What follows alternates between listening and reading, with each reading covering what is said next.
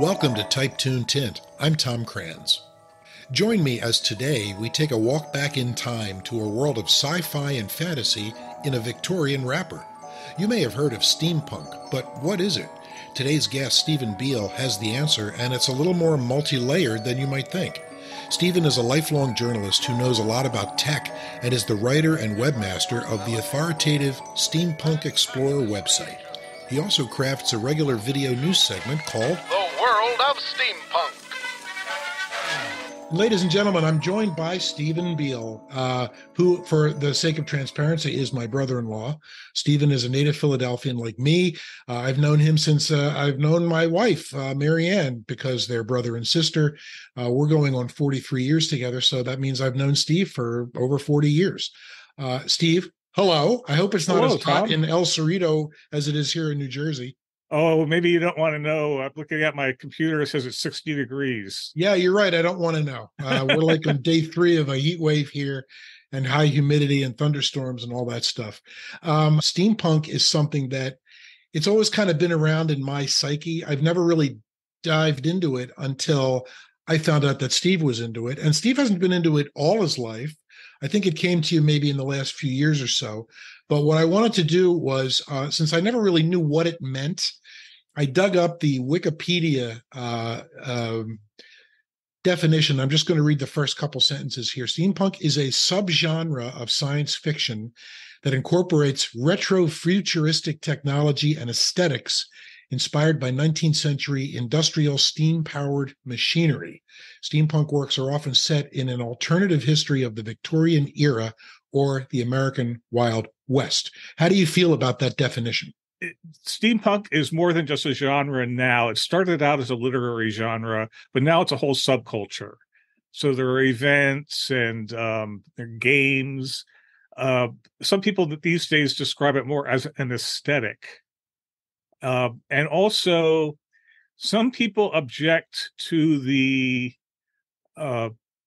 to tying it too closely to what you'd call the Victorian era. I think it's more accurate to say the 19th century and early 20th century. The reason being, there's a lot of sensitivity about this in steampunk because of some concerns that some people have rightly raised that the late 19th century was a time of colonialism, and particularly the Victorians. They were colonizers, and in many cases in a very brutal way. And there are steampunk stories that are told not from the standpoint of the colonizers, but from the colonized, or imagining an alternate future where places like Africa have very advanced civilizations, and maybe the Victorians less so. So there's all kinds of ways of reimagining the past, and that's what steampunk is all about. I got it. A lot of steampunk deals with not steam as much as it does electricity around the time of Nikola Tesla, right? And like those Right. early inventions. Yeah, he's kind of like a patron saint of steampunk, and he was all about electricity and advances in electrical technology. And there've been movies about him and whatnot. His feud with Thomas Edison and all that. So yeah, the way that I guess what happens is because of the name steampunk, people think it has to have something to do with steam. Sure. And the origin of the name was very interesting. So it was coined by an author named K.W. Jeter in 1987. And he had he was part of a trio of authors from Orange County, California, of all places. And they started writing these novels set in Victorian era London. I'll call it Victorian era London because that was the place and the time. And at the time, the hot subgenre in science fiction was cyberpunk, popularized by people like William Gibson and Bruce Sterling and others. That was the hot literary genre. So K.W. Jeter wrote a letter to a science fiction magazine where he was talking about labeling the stories that he and his friends were coming up with, and he said, "Well, maybe we'll call it steampunk." And it was just a play on cyberpunk because that was the hot genre at the time, and because it was cyberpunk takes place in kind of in the near future, kind of foretelling the era we're in now, where everyone's connected on computers, and the punk part came in where a lot of the characters were kind of like lowlifes and rebels and that Oh, sort of thing. I was wondering because punk to me seems like such an 80s term that applies to music, you know? Right. Well, that was the thing. That was when cyberpunk. That's how cyberpunk got its name, and then steampunk was just sort of wrote off of that. Um, and it's interesting because now steampunk fans like to have all kinds of debates about the meaning of steampunk and is this or that steampunk. And some people will say, well, if it doesn't have steam, then it's not steampunk, or if it doesn't have punk, it's not steampunk. Yeah, but as I've seen in a lot of the photographs that you've sent me and a lot of the events you go to, Steam is nowhere to be seen in a lot of these devices. There's a lot of, I mean, there are some, yes. Oh, yeah. But a lot of the machines are more kind of just like Rube Goldberg-y and some electricity and some hand powered stuff. Yep. So it does seem like it's a fairly broad description that people kind of, co-opt for whatever purpose they have at the moment. Correct. It's very catchy. That's the thing. It's a catchy name. And now there are other punk genres that have emerged since then.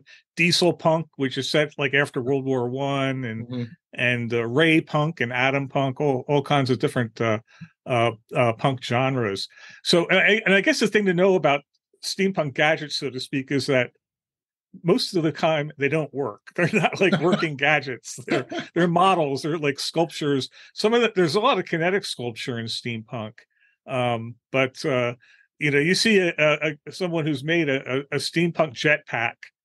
You can put it on your back, and it might look really cool, but you're not going to be going flying through the air with it, or anything like that. Well, I'm showing some of the photographs that you sent me as part of the video version of this podcast here, and you can see some of the stuff is very cool looking. I mean, it almost doesn't matter that it doesn't work. It's like somebody actually put blood, sweat, and tears into this thing, built it in their basement, I guess, stuck it on a pickup truck and drove it to, an exhibition or a convention. Well, all that being said, there are real steam people in the world. They don't necessarily call themselves steampunks. Maybe steam nerds, steam geeks. Someone said, well, we're steam dorks. That was their own self-description. But there's an outfit here in the Bay Area called Kinetic Steamworks, and they're machinists and artists, and they make these amazing steam powered contraptions they really work. They're really steam powered. They make their own gears. They refurbish the engines. One year they had a steam powered pencil sharpener. It's the ultimate Rube Goldberg contraption. It was this huge installation, maybe 20 feet across, and you had the boiler, and you had gears and pulleys and all this stuff working, and at the end was this little, it was like a strap connected to a wheel that was turning a pencil sharpener. You mentioned a maker's fair. Mm-hmm. Isn't that where you first got interested in this subject matter? Tell us about how that happened and like what year and that kind of stuff. Okay. Yeah, it's weird because people who know me now, I've been a science fiction fan all my life. And so people might assume that I got into it through the literature, but I didn't. I got into it because I had bought a digital camera back around 2011. I was looking for places to go take cool photos.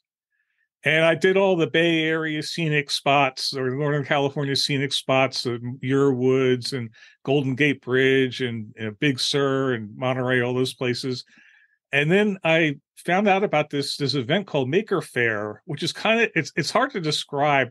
It's kind of like on the scale of a county fair, but it's all about do-it-yourself stuff, do-it-yourself creativity. So people build these wild projects that they would bring it to Maker Fair and show them off. They had a life-sized mousetrap game was one of their amazing things. So Maker's Fair means they're making stuff essentially. Maker. That's where it comes from. Okay. Yeah, and there's this whole thing called the Maker Movement, and there was a magazine. There is still a magazine called Make Magazine, and this all kind of grew out of that same seed. And so, and one thing that they had at Maker Fair, and this ties into steampunk, was they had a lot of Burning Man art. So now you want to go to Burning Man, you're spending a week in the desert, and it's not, you don't have all the comforts of home. It's not for everybody. But they have these amazing art installations. A lot of them are pyrotechnic, large scale stuff, mobile, weird. I guess ostensibly you would call them art cars, but the real name at Burning Man is mutant vehicles. And they actually have a department of mutant vehicles at Burning Man that puts license plates on these things so they can drive on the playa. And at Maker Faire, you could see some of this stuff. And so was one of these vehicles, it was a mock-up of the Nautilus, was it? From the right. the Disney 20,000 Leagues Under the Sea film? Right. Disney made an adaptation of 20,000 Leagues Under the Sea. And that movie, maybe even more so than the original novel, has been an influence on steampunk, and especially the design of the Nautilus. There's a famed production designer named Harper Goff who designed it, and it's become, people make models of it these days. It's just inspired all kinds of steampunk artwork, and one of them was the Nautilus submarine art car, which was some fellow, a very wealthy individual who went to Burning Man, paid a group of artists $500,000 to build this thing, and it's built on an airport tow tractor, an airport tow truck, and it's I think it goes about 10, 12 miles per hour, but it's a vehicle. It's an art car version of the Nautilus submarine. It actually works. What are there other examples of popular culture that were inspirations for steampunk or that represent steampunk, either in movies or TV? The Time Machine movie was a big one, and you mentioned TV. Of course, the Wild Wild West is now seen as a prototype of steampunk. And I love I'm not talking about the movie. I'm talking about the TV series. Yeah, that was great. So Artemis Gordon, wasn't he the guy who made up all those crazy inventions and some of the stuff that it was almost like early versions of Batman weapons and stuff? Right. And the thing is, the villains were the ones the villain that they were trying to defeat every week had like an even bigger gadget that they were trying to use, in their plot to conquer the world. So anyway, you went to this first Maker Faire and you took a bunch of pictures.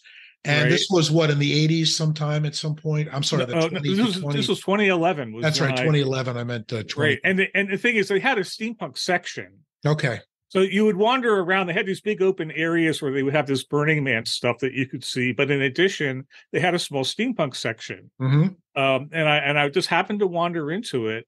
I had heard of steampunk, but I wasn't really that familiar with it. Wandered into this area, and that year they had the League of Steam, which is a performance group from Los Angeles. I don't think they're active anymore. And they were all dressed up like these, 19th century science fiction characters, and they were doing a zombie domestication. Oh yes, I saw that picture. Right. So they had all this gear laid out on a table and domesticate your zombie. Yeah.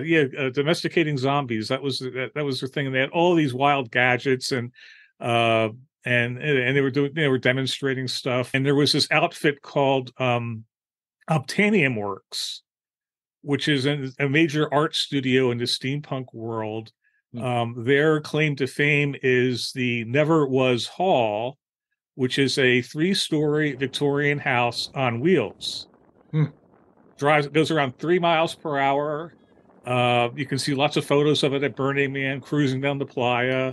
And they had built this whole mythology around it where they're emissaries from the Hibernian Steam Empire. Of course. Which is this alternate world where Ireland is a world power. Hibernia is the traditional name for Ireland. Oh, of course. Right. So they have this whole Hibernian Steam Empire where they're cruising the world on behalf of I think it's the Ministry of Insanity from the Hibernian Steam Empire. So it's very, it's all tongue in cheek, of course. Yeah, of course. But it sounds like such fun, and now it's 5 years later, fast forward, and now you've got the Steampunk Explorer website.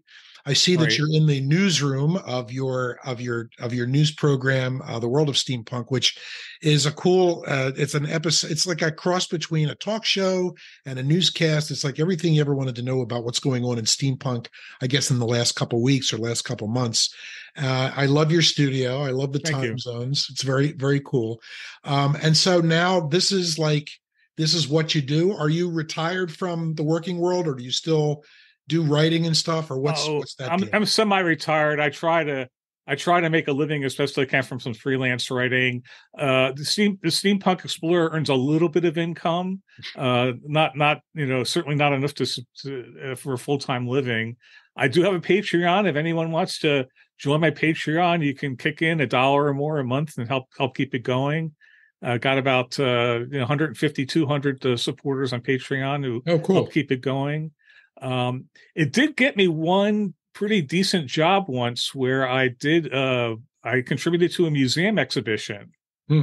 on steampunk, which is still, I believe, still on tour. It's a traveling museum exhibition called Discover Steampunk.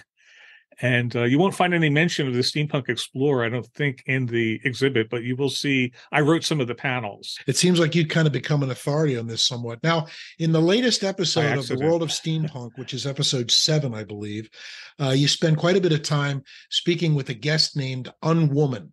And Right. what's interesting about her is that, I mean, you'll tell me more, but she talks about, she's a performer. I guess she plays cello and she sings, but she talks about this little looping machine that she keeps on stage with her. It's a really basic machine that kind of records a sound loop and then she plays it back and plays and accompanies herself with it. Talk a little bit about Unwoman, like where you found her and what that's Okay. all about. Often part of the festivals and conventions is musical performances. And so there's a whole stable, for want of a better word, of musical acts that perform at steampunk events. And One Woman is one of them. And so I think her first event that she performed at was SteamCon. And her music, SteamCon, I she's love that. SteamCon. So she's classically trained musician. She has a music degree from UC Santa Cruz. So she's got serious, musical chops. And she's got a beautiful singing voice. She plays well. She's a composer. Let me play a little bit of your interview with her, and then I picked the part where she describes this looping thing that she does. So, folks, you'll be able to see and hear that, and then we hear her perform. And you're right; her music is very lyrical, and she's really quite an accomplished musician. Here's a little bit of your interview with Unwoman. But when I started in the steampunk thing, I was doing either just cello and voice or backing tracks. But my looper is the simplest looper ever. It is this amplifier, the Roland AC33. And I just plug 2 simple foot switches in it. There are some videos where you can see my foot doing the thing. But I have one pedal that starts the recording, and then you hit it again and it starts the loop. And then each time you hit that pedal after that, it toggles whether it's overdubbing or whether you're just playing over it and it's not recording it. Then there's another pedal that stops it. If you hold your foot down, it clears it. That's it. Super, super simple. And yeah, there's a video of me playing a song called Forgotten and Then Found on YouTube, which shows my feet as I do the pedals so you can see like how it works.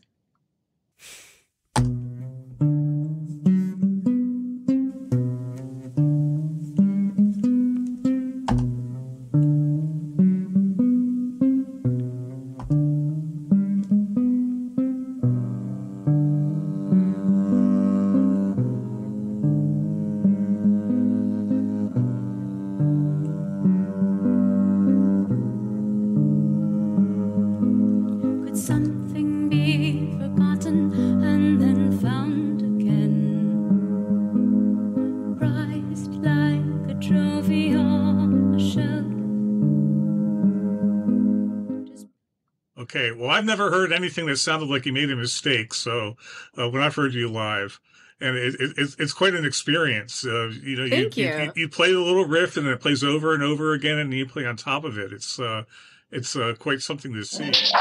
Stephen is obviously an authority on steampunk, but he's also written extensively on computers and cyber tech over 40 plus years, and he has some interesting perspective into the advent of AI. We'll talk about that next.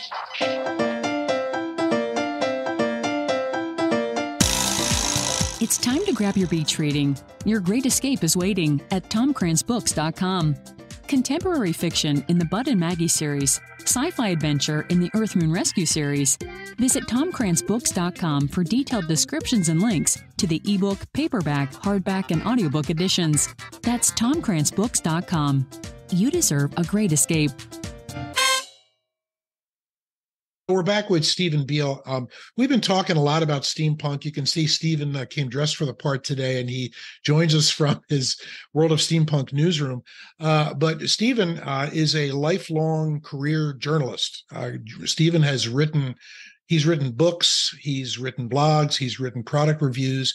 I guess your specialty has been computers, tech, graphic design, graphic arts, and the gear that goes with that. Is that right? Am I capsulizing you correctly? Yeah, the way I would describe it, computer applications into graphic arts is probably the best description I could come up with, which is basically what you just said. So. And you've been doing this for 40 plus years. So, that means you've pretty much seen an evolution of everything from the first day of the internet.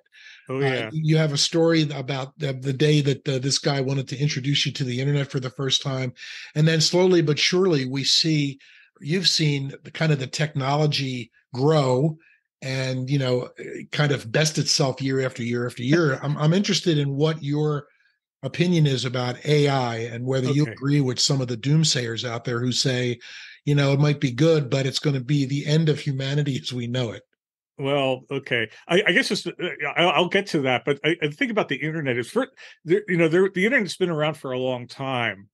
But and I did follow the progression of it, but then the big leap was the World Wide Web, which is built on top of the internet. Got it. But we're talking 80s here, right? Pretty much. The internet was the 80s. World Wide Web, I first found out about it in 94. Okay. And that was really early in the World Wide Web, and it slowly grew, and then it just kind of took off. And I guess the irony there is that, and I think this is a lesson for AI too. And I'll get to AI, but in the publishing business, we thought that the World Wide Web would be just great for publishing because it would be a way to, you reach out directly to your readers. You don't have to pay for printing or distribution. It's just a great way to reach your audience. And the problem is, it was a great way for publishers to reach their audience. It made things a lot cheaper and easier for publishers, but it did the same for everybody else. And it ultimately just kind of destroyed the business models of journalism. So you think that's a contributor to kind of the decline of newspapers? Oh, absolutely. Yeah. A big one was Craigslist. So it used to be that newspapers got a big chunk of their revenue from classified advertising. Well, Craigslist took that away. And then people just got accustomed to getting their information for free. And some people think that the newspapers did it to themselves because the newspapers themselves for a long time kind of gave away their content. And the theory, I guess, was that might drive subscriptions. They could make advertising revenue, but it just hasn't worked out for reasons probably too complicated to get into here. And so now newspapers are using paywalls and they're asking people for money, but it's just the business models are still really just screwed up. There's always going to need to be reporters. There's always going to need to be human beings who report on facts and who write them, hopefully with some kind of objective eye, not from, the way we used to learn it in journalism school, right? And I can't see AI really replacing that. I can see AI replacing like the clip library because, the AI, these programs, they scrape the internet for stuff and for statistics and stats. I think I mentioned to you before, I just to play with ChatGPT, right? Is that what it's called? Right. To play with that, I asked it to tell me about audiobooks. And it spit out this 500-word, really nicely written story about basically audiobooks. But it was a lot of statistics. It was a lot of stuff that I could see, stuff that I would look up on Wikipedia and other places. I didn't. I guess I didn't see that it was telling me anything new or really kind of breaking the mold of what AI. I always thought AI was basically an extension of automation. You tell it what you want it to do. It's going to keep this room at 71 degrees, but that's all changing now, isn't it? Yeah. And I bet I would be surprised if if that information you saw was 100% accurate, because the problem now with AI is it gets a lot of stuff wrong. So I earlier described how the internet and World Wide Web kind of destroyed the journalism business models. I think the lesson of AI, now the far future, who knows? The doomsday scenarios. Yeah. A lot of them are coming from the AI people themselves. Yeah. The people. Yeah, that's true. Now that I think of it, yeah, a lot of these AI experts. They're some of the most concerned people, the people who know it the best. But you really don't know. I mean, you hear both the dystopian view and the utopian view, that it's going to free us up to just do what we want, and the younger generations are going to have an advantage because they'll know how to use the tools. Nobody really knows. Yeah, I guess that's true. But I think one of the things you can say for sure is that in these small areas where it has already found applications, and particularly art, which is what I'm, mostly interested in, art and the writing part of it, it's going to put commercial artists out of business. Maybe Really? Not put them all out of business. Maybe it won't necessarily wipe out the entire field of commercial art, but it will reduce the opportunities. It will reduce employment because someone who used to hire a commercial artist, some of them will continue to hire commercial artists, but a lot of them are just going to go to a Mid-Journey or a Stable Diffusion or one of these other programs and just generate it themselves. Or they might hire somebody who can generate lots of images like that really cheap. Yeah. Wow. So that potentially changes everything for that class of people, artists and writers even. Yeah, and there have been some websites that have experimented with using AI generated copy, writing articles. Now, some of them have like CNET notoriously tried it. I believe it was CNET, and they had to backtrack a bit because some of their stories were, the fact checking wasn't there. I hate to say it, but the almighty dollar, as we've seen over the years, tends to speak more loudly than a lot of things. And if it's cheaper to do that, do it that way than to hire a human being, I just am afraid that's going to happen more and more. This is the portion of our interview now where you get to shamelessly promote yourself. So let's talk about your website is what again? It's steampunk-explorer.com. And there you see it on the bottom of the screen, steampunkexplorer.com. Right. And the video newscast or the video program is called what? Okay, it's called The World of Steampunk, and I have a YouTube channel and I have a Vimeo channel. And the reason I have two video channels is YouTube has a much bigger audience, so I could attract more people that way. But they just throw all kinds of ads in there, and I did not produce these with ads in mind. Gotcha. So if you want the ad-free experience, you can watch them on Vimeo. I don't mind when they put the ads at the beginning because you can just watch a couple seconds and then I know, but right in the middle of the episode, it drives me crazy, and it doesn't. Yeah. It's completely random sometimes in the middle of a word. My business card. There you are. Okay, that's cool. And then on the back, I have all my social media links. So I even have the QR code. So that takes you to the website. It takes you to my link tree. Oh, okay, good. So I have a link tree now, which with all my different links, all my different like social media and video channels and website. I'm going to continue sweltering here in northern New Jersey. I appreciate you joining me here. I wish you a ton of luck. And folks, visit steampunkexplorer.com for more, and even more. Steve, thanks very much. Thank you very much.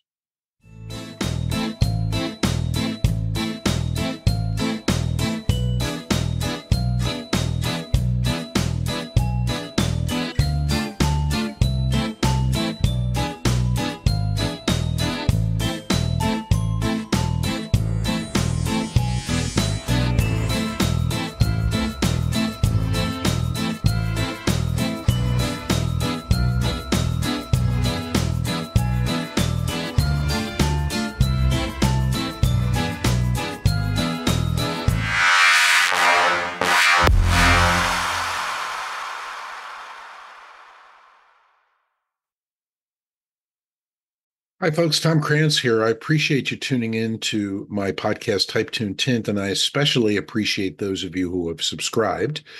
I started this subscriber thing in July of 2024, really just as a way of recouping a little bit of the costs of doing this podcast. There's website hosting and there's WordPress editions, and occasionally I buy a book so that I can actually know what I'm talking about when I interview an author. You can subscribe to this podcast for as little as $3 a month.